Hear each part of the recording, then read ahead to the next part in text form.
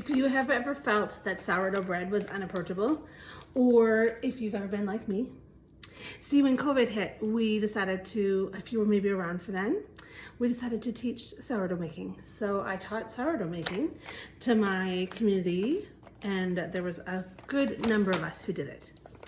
And it wasn't too long into that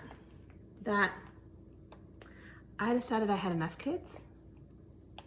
Keeping a fourth one alive and fed and in the fridge, or out of the fridge, or dealt with, or it was too much for me. So I was super excited when Pampered Chef launched this sourdough mix this season. So I'm gonna make it for the very first time and see how it goes. After you've got the mix into the bowl, you need to get 1 cup of warm water.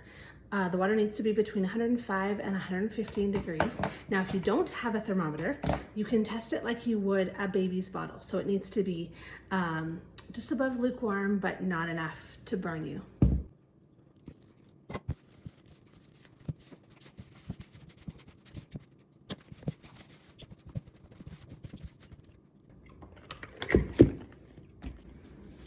Okay, our bread has been rising for 2 hours. So I am going to lightly flour my board, and then I'm going to turn the bread out and knead it for approximately 30 seconds.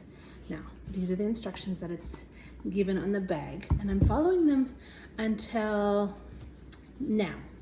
So right now the bag is telling us to knead it for these 30 seconds and then to put it onto a flat stone and let it rise once it's been shaped.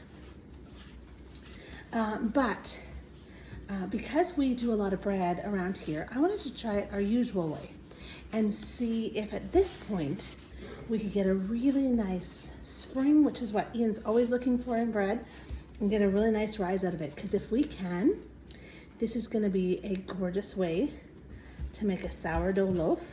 I have these bread rising bowls. Now, before we had the bread rising bowls, he would put a piece of parchment paper in a bowl or in a colander, and he would line that and put it in there. I'm gonna put it in here because this is what we're used to doing around here. And I'm gonna let this rise now for another hour.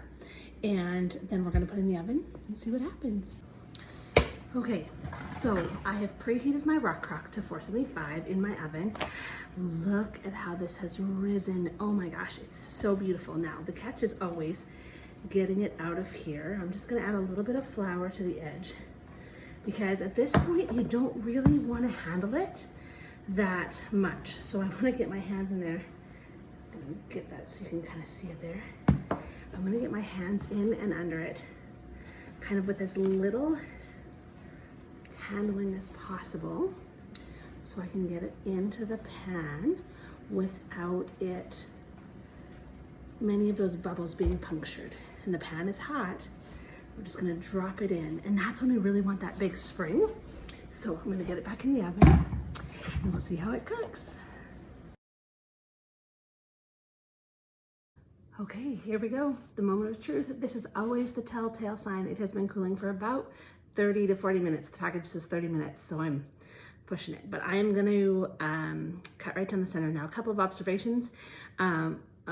You know, my husband makes a lot of artisan bread, and so the top isn't quite as crispy. So I'm not really sure. I think that's time. His loaves take, I think, about 30 to 40 minutes, and this one is smaller. So it was only in for a total of about 22. Okay, so let's see if it got the spring that we want out of artisan bread. Oh, it's not too bad. It's got some nice air in there, some really nice consistency to it.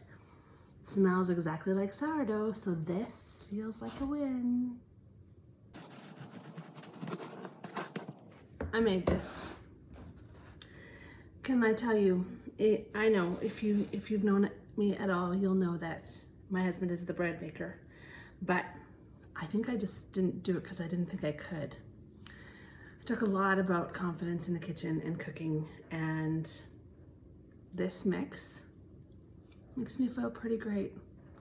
And I think with some fresh honey, it's gonna be the perfect snack.